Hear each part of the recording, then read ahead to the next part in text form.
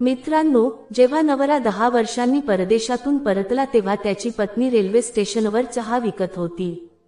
पण त्या सकाळची वेळ त्या पत्नीसाठी वेगळीच होती. हवेत एक अस्वस्थता होती, मनात एक अज्ञात भीती होती. प्लॅटफॉर्म क्रमांक 1 वर ट्रेन लांब शिट्टी वाजवत थांबली. दिल्ली मेलची गर्दी नेहमीप्रमाणे खाली उतरली. काही धावत होते, काही थकलेले होते.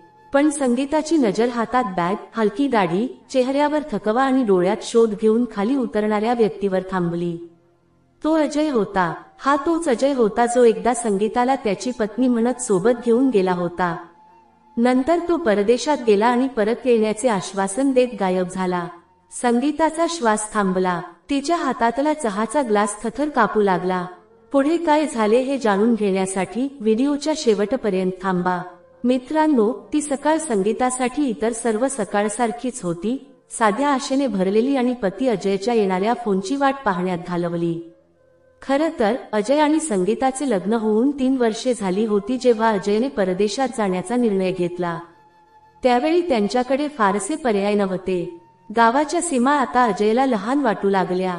त्याला काहीतरी मोठे करायचे होते आणि म्हणूनच तो एजंटवर विश्वास ठेवून कागदपत्रांचा गठ्ठा घेऊन मलेशियाला गेला. जाण्यापूर्वी त्याने संगीताला वचन दिले होते की तो फक्त 2 वर्षांनी परत येईल आणि नंतर स्वतःचे दुकान उघडेल. संगीताचाही त्याच्यावर विश्वास होता. त्याचे प्रेम खरे होते आणि आशा खूप खोल होती. सुरुवातीला सर्व काही व्यवस्थित चालले होते. दर महिन्याला पैसे येत राहिले. कॉल देखील नियमित होते. संगीताच्या नजरा मोबाईल स्क्रीनवर अडकल्या होत्या आणि प्रत्येक रिंगटोनवर तिचे हृदय वेगाने धडधडत होते. ती तिच्या सासू-सासऱ्यांच्या घरी होती जिथे तिच्या सासू-सासऱ्यांनाही अजयने पाठवलेल्या पैशांबद्दल कोणतीही तक्रार नव्हती. पण काळानुसार गोष्टी बदलू लागल्या. 3ऱ्या वर्षानंतर अचानक अजयचे फोन येणे बंद झाले. सुरुवातीला संगीताला वाटले की कदाचित नेटवर्कमध्ये काही समस्या असेल. नंतर 2-3 आठवडे गेले. 1 महिना, 2 महिने निघून गेले. आता काळजी भीतीत बदलू लागली. तिने एजंटशी बोलले पण तोही गायब झाला. कदाचित तो आपल्याला विसरला असेल. सासूने टोमणे मारले. आता जेव्हा तो तिथे पैसे कमवत असतो तेव्हा गावातील बायको कोणाला आठवते? दीर म्हणाला आणि संगीता गप्प राहिली. तिचा अजयवर विश्वास होता, पण आता घरातील सदस्यांचे वर्तन बदलले होते. जेवण वेळेवर मिळत नव्हते. दररोज टोमणे, निंदा आणि चारित्र्यावर शंका येऊ लागल्या.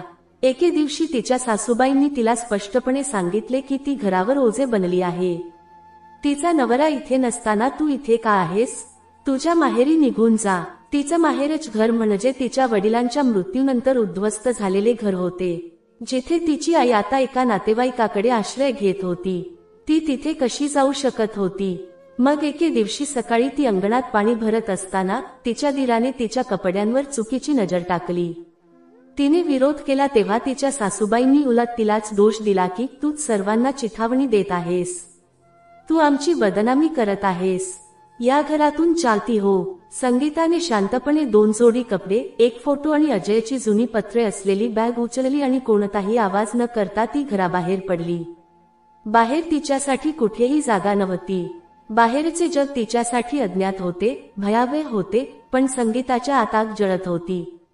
जिवंत राहण्यासाठी आणि स्वतःला सिद्ध करण्यासाठी तिला काहीतरी करावे लागणार होते. ती थेट स्टेशनवर पोहोचली, कारण कदाचित अजयने तिथेच तिचा निरोप घेतला होता.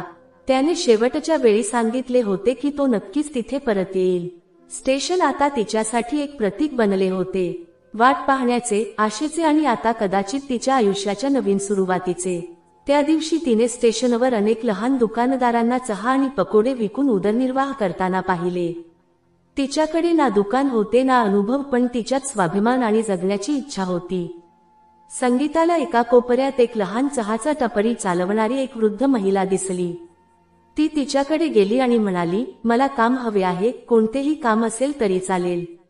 म्हातारी बाईने तिच्याकडे पाहिले. तिला समजले की ही महिला नक्कीच आतून तुटलेली आहे पण हरलेली नाही.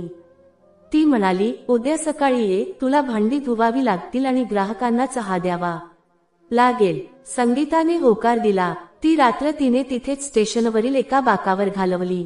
पण पहिल्यांदाच ती कोणत्याही टोमणाशिवाय, कोणत्याही भीतीशिवाय झोपू शकली होती. दुसऱ्या दिवशी तिचे नवीन जीवन सुरू झाले. चहा बनवणे, कप धुणे, लोकांशी सामना करणे, सर्व काही तिच्याकरता नवीन होते. ते कठीण होते, पण स्वाभिमानाच्या उष्णतेत ते सर्व जखमा हळूहळू बऱ्या होऊ लागल्या. संगीताच्या डोळ्यात अजयचे चित्र अजूनही होते, पण आता ते चित्र तिचे भविष्य थांबवत नव्हते. ती आता स्वतःची ओळख निर्माण करत होती. हळूहळू स्टेशनवरील लोक तिला ओळखू लागले. मुले तिला दीदी म्हणू लागली आणि लोक म्हणू लागले की ही महिला वेगळी आहे. तिच्या कष्टामुळे, प्रामाणिकपणामुळे आणि हास्यामुळे ती फक्त चहा विकणारीच नाही तर स्टेशनची राणी बनली. पण तिला माहित नव्हते की नशीब आणखी एक वळण घेणार आहे. एके दिवशी सकाळी जेव्हा 19,355 क्रमांकाची ट्रेन प्लॅटफॉर्म 2 वर थांबली, तेव्हा त्यातून एक चेहरा बाहेर आला ज्यामुळे संगीताचे संपूर्ण अस्तित्व थरथर कापू लागले. संगीताने आता स्टेशनवर एक नवीन जीवन सुरू केले होते. दररोज सकाळी 5 वाजता उठून ती स्टेशनच्या कोपऱ्यावर असलेल्या चहाच्या टपरीवर पोहोचायची जिथे ती आता काम शिकत होती. पहिल्यांदाच कोणीतरी तिला न ओळखता आणि तिला न विचारता स्वीकारले होते. लक्ष्मी नावाची ती वृद्ध महिला तिला हळूहळू चहा कसा बनवायचा, पैसे कसे घ्यायचे आणि ग्राहकांशी कसे वागायचे हे शिकवत होती. सुरुवातीला संगीता संकोचत होती. गावातील सून आता स्टेशनवर चहा विकत होती.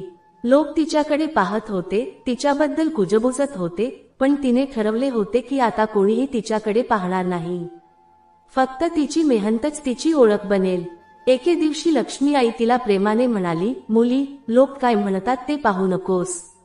ज्यांना स्वतः संकटातून जावे लागते त्यांनाच दुसऱ्यांचे दुःख समजते. बाकीचे जग फक्त तमाशा पाहणारे आहे. या शब्दांनी संगीताला धाडस मिळाले. ती आता फक्त भांडी धुणारी राहिली नाही. काही आठवड्यांत ती चहा बनवायलाही शिकली. तिचे हात इतके गुणी होते की ग्राहक तिने बनवलेल्या चहाचे कौतुक करू लागले. एके दिवशी एका रिक्षावाल्याने सांगितले की, दीदी, आजचा चहा तर अप्रतिम झाला आहे. या कौतुकाने संगीताच्या चेहऱ्यावर हलकेसे हास्य उमटले. खूप दिवसांनी तिला वाटले की तीही काहीतरी करू शकते, काहीतरी बनवू शकते आणि कदाचित स्वतःला आणि इतरांनाही बदलू शकते. लवकरच लक्ष्मी आई तिला म्हणाली, आता तू स्वतःचे दुकान उघडले पाहिजे. मी म्हातारी झाली आहे, आता तू फक्त चहा विकणारी माझी मुलगी बन. हे शब्द संगीतासाठी आशीर्वादापेक्षा कमी नव्हते. ती स्टेशन मास्तरला भेटली आणि एक छोटी गाडी लावण्याची परवानगी मागितली. सुरुवातीला ती थोडीशी संकोच करत होती, पण लोक तिच्या प्रामाणिकपणाने आणि वागण्याने प्रभावित झाले. काही आठवड्यांतच प्लॅटफॉर्म क्रमांक 1 वर एक छोटी गाडी दिसू लागली. त्यावर स्टेशनची चहा विकणारी बहीण असे लिहिले होते. हळूहळू संगीताची ओळख लोकप्रिय होऊ लागली. पण त्याच वेळी तिने आणखी एक काम सुरू केले. दररोज संध्याकाळी ती स्टेशनभोवती फिरणाऱ्या लहान मुलांना तिच्या जवळ बसवून त्यांना शिकवायची. तुटलेली पाटी आणि काही खडू घेऊन ती शिक्षणाची एक छोटी ज्योत पेटवू लागली. मुलांना अक्षरे शिकवणे, गणित शिकवणे आणि त्यांना छान छान गोष्टी सांगणे हे तिचे रोजचे काम झाले. अनेकांना आश्चर्य वाटायचे की ही चहा विकणारी मुलगी मुलांना शिकवत आहे. पण हळूहळू ती मुलांसाठी दीदी मॅडम बनली. एके दिवशी एका स्वयंसेवी संस्थेशी संबंधित एक प्रवासी प्लॅटफॉर्मवर थांबून तिचा वर्ग पाहत होती. तो आला आणि विचारले, तुम्ही शिक्षिका आहात का? संगीता हसली, नाही, मी फक्त ते स्वप्न पाहिले होते. आयुष्याने मला शिकवण्याची परवानगी दिली नाही. आता मी फक्त थोडे ज्ञान शेअर करत आहे. त्या व्यक्तीने त्याचा नंबर दिला आणि म्हणाला, तुम्हाला काही मदत हवी असेल तर माझ्याशी संपर्क साधा. सरकार आता अशा प्रयत्नांना पाठिंबा देते. संगीताने ते कार्ड सुरक्षितपणे ठेवले. दिवस असेच निघून गेले. संगीताचा चहा आता फक्त एक चव राहिला नव्हता, तर तो आशेचा स्वाद बनला होता. मुलांच्या डोळ्यात शिकण्याची चमक आणि प्रवाशांच्या डोळ्यात आदर स्पष्ट दिसत होता. पण प्रत्येक उगवत्या सूर्याबरोबर कुठेतरी एक भीती लपलेली होती की एके दिवशी सर्व काही पुन्हा कोसळू शकते. संगीताच्या मनात ती भीती लपलेली होती, पण तिने ती कधीही तिच्या चेहऱ्यावर दाखवली नाही. एका संध्याकाळी ती चहा देत असताना दुरून एका पोलिसाची मोठी शिट्टी वाजली. एक खिसेकापू पकडला गेला होता. पोलिसांनी त्याला ओढत आणले. त्यावेळी संगीताने पाहिले की खिसा कापणारा दुसरा कोणी नसून तिच्याकडे शिकायला येणारा एक 10 वर्षांचा मुलगा बंटी होता. बंटीचे डोळे खाली पडले होते. पोलीस म्हणाला, मॅडम, तुम्ही त्याला ओळखता का? तो एक चोर आहे. संगीता हळुवारपणे म्हणाली, त्याला माझ्या स्वाधीन करा. हा मुलगा चुकीचा आहे पण गुन्हेगार नाही. त्या दिवशी संगीताने पहिल्यांदाच कायद्याच्या नजरेत पाहिले आणि त्या लहान मुलाची निरागसता पुन्हा एकदा परत आणली. स्टेशन आता तिचे झाले होते. ते तिच्या ओळखीचे साक्षीदार होते. ती आता फक्त सावली नव्हती, ती आशेची एक ठिणगी होती. पण तिला माहित नव्हते की एके दिवशी सकाळी त्याच स्टेशनवर उभे राहून चहा विकताना तिचे आयुष्य पुन्हा एकदा वळण घेणार होते. स्टेशनवरची सकाळ इतर दिवसांसारखीच होती.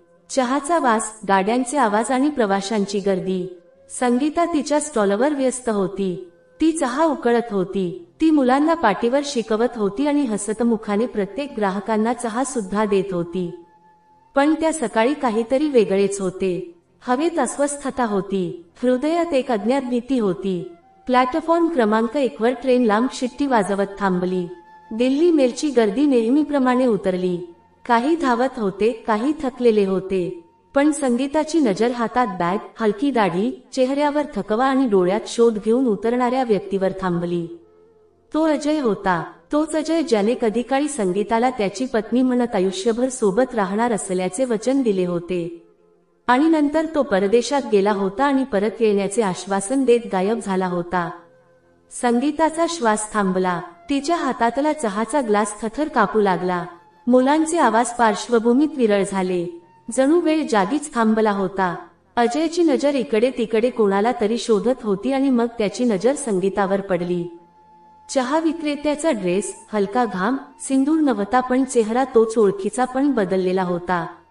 अजय जागीच थिजला आणि संगीता देखील. दोघेही काही सेकंद एकमेकांकडे पाहत राहिले. अजय हळूच म्हणाला, संगीता, तू आणि इथे अशा अवस्थेत. अजय पुढे सरकला, पण संगीता त्याच्याकडे पाहून म्हणाली, का? मी जिवंत असल्याची आशा नव्हती की एका चहा विक्रेत्याच्या रूपात आपल्या पत्नीला बघण्याची सवय नव्हती. अजय थोडा लाजला. नाही, असं नाहीये. मी परतण्याचा खूप प्रयत्न करत होतो. परिस्थिती अशी झाली होती की. संगीताने त्याला अडवले. परिस्थिती कधीच घडत नाही अजय. लोक स्वतःचा मार्ग स्वतः बनवतात, जसा तू स्वतःचा बनवतोस आणि मी माझा बनवते. मुले अजूनही अभ्यास करत होती. प्लॅटफॉर्मवर प्रवाशांची हालचाल चालू होती, पण त्यांच्यातील संभाषण काही शांतता भंग करत होते. अजय पुन्हा म्हणाला, मला सगळं पुन्हा सुरू करायचं आहे. मला माझ्या कृत्याची लाज वाटत आहे. मी विचार केला नव्हता की तू असं काही करशील. संगीता म्हणाली, तू काहीच विचार केला नव्हता आणि कदाचित तू आजही विचार करत नाहीस. तुझ्यासाठी हे चहाचं दुकान म्हणजे गरिबी आहे. माझ्यासाठी हा स्वाभिमान आहे. तू मला न सांगता निघून गेला होतास. मी रोज मरत राहिले, मग मी स्वतःला सावरलं. आता जेव्हा मी जगायला शिकले आहे तेव्हा तू परत आला आहेस. अजय गप्प बसला. जवळ उभ्या असलेल्या एका मुलाने दीदीला विचारले, ते अक्षर काय आहे? संगीताने अजयकडे न पाहता उत्तर दिले, ते शहाणपणाचे आहे. मग तिने अजयला सांगितले की, आता मी फक्त कोणाची पत्नी नाही, मी या मुलांची दीदी आहे. आणि कदाचित स्वतःची रक्षक देखील आहे. तू काय करायला आला आहेस ते तू ठरव. पण आता माझे आयुष्य तुझ्या परतण्यावर किंवा न परतण्यावर अवलंबून नाही. अजय काही बोलण्यापूर्वीच पुन्हा ट्रेनची शिट्टी वाजली. संगीताने वळून तिच्या चुलीवर चहा ठेवला. अजय तिथे उभा राहिला आणि पहिल्यांदाच त्याला जाणवले की त्याने फक्त त्याची पत्नी गमावली नाही. तो एका स्टेशनच्या राणीकडून हरला होता, जी आतून पूर्णपणे तुटूनही स्वतःला जोडून उभी होती. अजय परतल्यानंतरही संगीताच्या डोळ्यांसमोर त्याचा चेहरा येत राहिला. ती ना त्याचा चेहरा विसरू शकली, ना अजयने वर्षानुवर्षे दिलेल्या जुन्या जखमा विसरू शकली. पण आता ती फक्त हृदयाची बाब नव्हती. आता तिचा आदर आणि मुलांचे भविष्यही गुंतलेले होते. दुसऱ्या दिवशी सकाळी स्टेशनवर पुन्हा तोच गोंधळ होता, पण आज काहीतरी वेगळेच होते. अजय पुन्हा आला. यावेळी त्याच्या हातात फुले नव्हती तर एक फाईल होती. तो थेट संगीताच्या दुकानात गेला. हे घे, मी तुझ्या नावाने बनवलेल्या चहाच्या दुकानाचा कायमचा परवाना काढला आहे. आता तुला कोणाचीही भीती बाळगण्याची गरज नाही, अजय म्हणाला. संगीताने फाईल घेतली, ती उघडली आणि शांतपणे वाचू लागली. तू हे सर्व का करत आहेस? तिच्या आवाजात अजूनही शंका होती. कारण मला माझ्या कृतीची लाज वाटते, अजय म्हणाला. मी तुला अशा वेळी सोडले जेव्हा तुला माझी सर्वात जास्त गरज होती. आता मला फक्त गोष्टी व्यवस्थित करायच्या आहेत.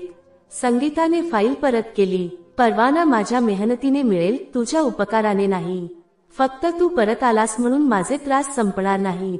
अजय म्हणाला, मला एक संधी दे संगीता. मला पुन्हा तुझ्यासोबत आयुष्य घालवायचं आहे. संगीताचे डोळे अश्रूंनी भरले, पण तिचा चेहरा तसाच होता. तू गेल्यावर माझी कशी अवस्था झाली होती ते आठवते का? मी एकाच खोलीत होऊन होते, जवळ पैसे नव्हते, नोकरी नव्हती, पोटात मूल आणि डोळ्यात फक्त अंधार होता. तू मला दिलेला विश्वासघात माझ्या हृदयात जतन करून मी दररोज स्वतःला सावरत आहे.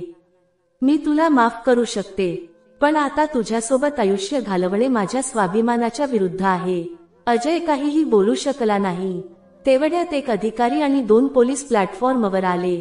ते स्टेशनवर सुरू असलेल्या बेकायदेशीर कारवायांची चौकशी करत होते. संगीताने पाहिले की त्या अधिकाऱ्यासोबत उभा असलेला माणूस तोच होता जो दर आठवड्याला तिच्याकडून जबरदस्तीने पैसे वसूल करायचा. ती लगेच म्हणाली, साहेब, हा माणूस मला दर आठवड्याला धमकावतो आणि पैसे मागतो.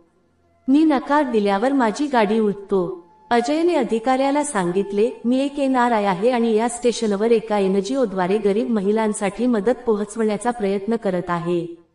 मी स्वतः याची साक्ष देतो. संगीताला आश्चर्य वाटले. अजयने त्याचे वचन पाळले होते. तो खरोखर बदललेला दिसत होता. त्या माणसाला अटक करण्यात आली. अधिकाऱ्याने संगीताला सांगितले, आता तू इथे न घाबरता चहा विकू शकतेस. आम्ही तुझी सुरक्षितता सुनिश्चित करू. संगीताने पहिल्यांदाच अजयकडे पाहिले आणि हळूवारपणे म्हणाली, कदाचित तू खरोखर बदलला आहेस, पण मला तुझी परीक्षा घेण्यासाठी वेळ हवा आहे. अजय हसला, मी वाट पाहेन. जितका वेळ लागेल तितका वेळ. स्टेशनवरील गर्दी पुन्हा सुरू झाली होती, पण आज गर्दीसोबतच संगीताच्या हृदयात थोडीशी आशा होती. कदाचित आयुष्य एक नवीन वळण घेणार होते, जिथे जुन्या जखमा देखील नवीन सुरुवातीचा पाया बनू शकतात. गेल्या काही दिवसांपासून स्टेशनवर सर्व काही बदलले होते. नियमित पोलीस गस्त सुरू झाली होती. बेकायदेशीर खंडणी थांबली होती आणि संगीताची चहाचा टपरी आता लोकांसाठी एक उदाहरण बनली होती. तिची कहाणी स्थानिक माध्यमांमध्ये प्रकाशित झाली होती. स्टेशनची राणी संघर्षापासून यशापर्यंतचा प्रवास. पण ही कहाणी अजून पूर्ण झाली नव्हती. अजयच्या आगमनानंतर अनेक प्रश्न निर्माण झाले होते. संगीताला स्वतःकडून आणि समाजाकडून उत्तरे शोधावी लागत होती. अजय आता दररोज स्टेशनवर येत होता. कधी कधी तो शांतपणे चहा पिऊन निघून जायचा, कधी कधी तो काही अंतरावर उभा राहून ग्राहकांना पाहायचा. एके दिवशी 2 महिला दुकानात आल्या. एक वकील होती आणि दुसरी सामाजिक कार्यकर्ता होती. वकिलाने सांगितले, आम्ही तुमची कहाणी वाचली आहे. तुम्हाला हवे असेल तर तुम्ही वर्षानुवर्षे तुमच्याकडून पैसे उकळणाऱ्या पुरुषाविरुद्ध खटला दाखल करू शकता. तुम्ही तुमच्या पतीकडून घरगुती हिंसाचार आणि परित्यागाच्या प्रकरणात न्याय मागू शकता. संगीताने हसत उत्तर दिले, जर मी हा खटला दाखल केला तर मी महिलांसाठी एक उदाहरण बनेन की कायद्याच्या दीर्घ लढाईत हरवलेले दुसरे नाव बनेन. सामाजिक कार्यकर्त्याने सांगितले, जर तुम्हाला उदाहरण बनायचे असेल तर तुम्हाला लढावे लागेल. संगीताने डोळे मिटले आणि ती सर्व वर्षे आठवली जेव्हा ती फक्त संघर्ष करत होती. तिच्या आत एक नवीन ऊर्जा आली. ठीक आहे, मी केस दाखल करेन आणि फक्त स्वतःसाठी नाही तर त्या सर्व महिलांसाठी जे आजही गप्प आहेत. जेव्हा अजयला हे कळले तेव्हा तो दुकानात आला. तू माझ्यावरही केस दाखल करशील का? संगीता म्हणाली, जर तू खरोखर स्वतःला बदलले असेल तर तुला घाबरण्याची गरज नाही आणि जर तू बदलला नाहीस तर कायदा तुला सांगेल की स्त्रीचे मौन ही तिची कमजोरी नाही तर तिची सहनशीलता आहे. अजय काहीही न बोलता निघून गेला. संगीताने स्थानिक वकिलाच्या मदतीने केस दाखल केली. लवकरच कोर्टातून समन्स आले आणि केसची पहिली सुनावणी निश्चित झाली. स्टेशनच्या महिला आता तिच्याकडे वेगवेगळ्या नजरेने, आदराने पाहू लागल्या. काही महिला तिच्याकडे आल्या आणि म्हणाल्या, दीदी, आता आम्हालाही काहीतरी करायचे आहे. आम्हाला चहा कसा बनवायचा ते शिकवा. आम्हाला तुमच्यासोबत दुकान चालवायचे आहे. संगीताने त्यांना मिठी मारली. तिचे दुकान आता सखी चहा केंद्र बनले होते, जिथे फक्त चहाच नाही तर आत्मविश्वासही दिला जात असे. त्या दिवशी पहिल्यांदाच अजय आला नाही आणि संगीताला त्याच्या अनुपस्थितीमुळे वाईट वाटले. पण तिला माहित होते की आता तिच्या मार्गात भावनांपेक्षा जास्त जबाबदारी आहे. रात्री तिने मुलांना मिठी मारली आणि म्हणाली, तुझी आई कमकुवत नाहीये बेटा. ती फक्त थोडी शांत होती. आता नाही. आता स्टेशनच्या प्रतिध्वनीत एक नवीन आवाज आला होता, न्यायाच्या आत्मविश्वासाचा आणि नवीन सकाळचा. तो कोर्टातील पहिल्या सुनावणीचा दिवस होता. स्टेशनची ती संगीता, जी एकेकाळी लोकांच्या टोमण्यांना घाबरायची, ती आता वकिलासोबत कोर्टाच्या दारात आत्मविश्वासाने उभी होती. आता तिचा स्वतःचा आत्मविश्वासच नव्हता, तर डझनभर महिलांच्या आशाही तिच्यावर होत्या.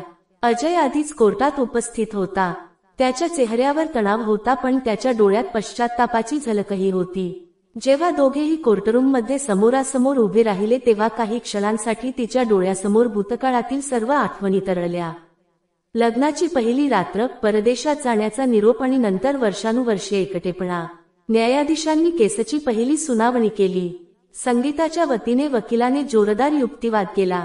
अजयच्या वकिलाने संगीताच्या सध्याच्या यशाला तिच्या स्वावलंबनाचा पुरावा म्हणून सादर केले आणि त्यात घरगुती हिंसाचार आणि मानसिक वेदनांच्या कागदपत्रांसह अजयला आता पश्चात्ताप झाला आहे असे सांगितले. पुढच्या सुनावणीत न्यायाधीशांनी दोघांनाही समुपदेशन सत्रांसाठी पाठवण्याचे आदेश दिले. त्या सत्रात संगीता आणि अजय समोरासमोर बसले तेव्हा अजय हळू आवाजात म्हणाला, तू मला माफ केले आहेस. संगीता म्हणाली, मी तुला माफ केले आहे, पण मी तुला विसरू शकत नाही. तू माझ्या संघर्षाला जन्म दिलास आणि त्या संघर्षातून मिळालेली माझी ओळख मी कधीही गमावू इच्छित नाही. काही संधी आहे का पुन्हा एकत्र चालण्याची? अजयचा आवाज थरथरत होता. संगीताने एक दीर्घ श्वास घेतला. जर आपल्याला एकत्र चालायचे असेल तर आपल्याला समानतेने चालावे लागेल. पती म्हणून नाही, बॉस म्हणून नाही, तर एक जोडीदार म्हणून. अजयच्या डोळ्यात अश्रू होते. मी यासाठी तयार आहे. काही आठवड्यांनंतर न्यायालयाने निकाल दिला. अजयला संगीता आणि मुलांना आर्थिक मदत करण्याचे आदेश देण्यात आले आणि भूतकाळातील अत्याचारांबद्दल लेखी माफीनामा न्यायालयात दाखल करण्यात आला. संगीताने केस मागे घेतली, पण तिने न्यायालयासमोर स्पष्ट केले की हा निर्णय कोणत्याही दबावाखाली नाही, तर आत्मविश्वासाने घेण्यात आला आहे. स्टेशनवर आता मोठा बदल झाला आहे. सखीच्या केंद्रात आता 4 महिला एकत्र काम करत होत्या. दररोज नवीन ग्राहक येत असत आणि सर्वांना हे जाणून आश्चर्य वाटले की या महिलांची प्रमुख तीच संगीता होती, जी एकेकाळी एकटी आणि तुटलेल्या मनाने वागायची. अजय आता त्याच स्टेशनजवळ एक छोटी सामाजिक संस्था चालवत होता, जी महिला उद्योजकांना प्रशिक्षण देत असे. एके दिवशी संगीता तिच्या 2 मुलांसह प्लॅटफॉर्मवर बसली होती. धाकट्या मुलाने विचारले, मम्मी, पप्पा आता इथेच राहतील का? संगीता हसली आणि म्हणाली, पप्पा आता आमच्या सोबत आहेत. पण आता मम्मी फक्त मम्मी नाही, तर स्टेशनची राणी आहे. मुले हसली आणि प्लॅटफॉर्मच्या गर्दीत संगीताचा चेहरा पुन्हा एकदा चमकू लागला. ती एक उदाहरण बनली होती. संघर्षाने उजळलेली, आदराने सजलेली आणि आत्मविश्वासाने मजबूत. ज्याच्याकडे एकेकाळी दयेने पाहिले जायचे, आज लोकांनी तिला सलाम केला. तर मित्रांनो, या व्हिडिओमध्ये एवढेच. जर तुम्हाला हा व्हिडिओ आवडला असेल तर लाईक करायला विसरू नका. तुमचा एक लाईक आम्हाला अधिक उत्कृष्ट कंटेंट तयार करण्यास प्रेरित करतो. हा व्हिडिओ तुमच्या मित्रमैत्रिणी आणि कुटुंबासह शेअर करा. कदाचित हा व्हिडिओ कोणाला तरी मदत करू शकेल. जर तुम्ही आमच्या चॅनेलवर नवीन असाल तर लवकर सबस्क्राईब करा, कारण आम्ही तुमच्यासाठी अशीच उत्तम माहिती घेऊन येत आहोत. सबस्क्राईब केल्यानंतर बेल आयकॉन दाबा, जेणेकरून तुम्हाला आमच्या प्रत्येक नवीन व्हिडिओची सूचना मिळेल.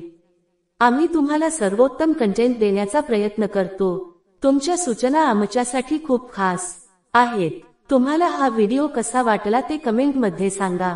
कधीही हार मानू नका, कारण पराभवानंतरच विजय मिळतो. कठोर परिश्रम करत रहा आणि स्वतःवर विश्वास ठेवा. दररोज काहीतरी नवीन शिका आणि इतरांनाही शिकवा. या विचाराने आम्ही तुम्हाला निरोप देतो. पुढील व्हिडिओमध्ये आम्ही नवीन माहिती आणि नवीन उत्साहाने पुन्हा भेटू. तोपर्यंत आनंदी रहा, सुरक्षित रहा आणि शिकत रहा. पुढील व्हिडिओमध्ये भेटू. जय हिंद, जय महाराष्ट्र.